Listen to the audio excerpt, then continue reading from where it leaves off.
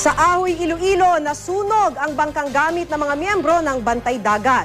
Nakaligtas ang 7 sakay pero nanghihinayang sila dahil nag-iisa lang daw yung bangkang gamit nila sa pagpapatrolya. Makibalita tayo kay Enrico Zurita Jr. ng GMA Iloilo. Ito ang eksenang nakuna ng cellphone camera ng isang pulis sa dagat sa may Ahoy, Iloilo.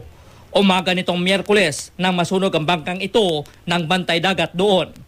Ayon sa masakay, nagpapatrolya sila sa dagat nang bigla na lang magliyab ang bangka. Nakitaan, siguro sa sobra nila kadasig man, may siguro may leak o may sa mechanical trouble, so ang mutong tunaan sang pagkalayo sa likod nga bahin sang salakyan nila.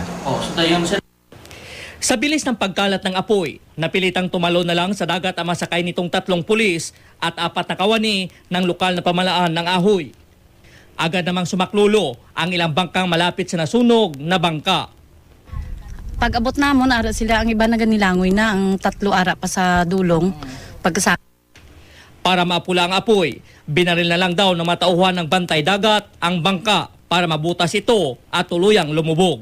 Wala namang nasaktan sa mga pasahero ng nasunog na bangka. Problema ngayon ng mga taga-Bantay Dagat ang gagamiting bangka para sa mga operasyon nila. Tinutukan ng Bantay Dagat ang paghuli sa mga illegal na nangingisda sa Iloilo. Enrico Zurita Jr., Nagbabalita, Pilipinas.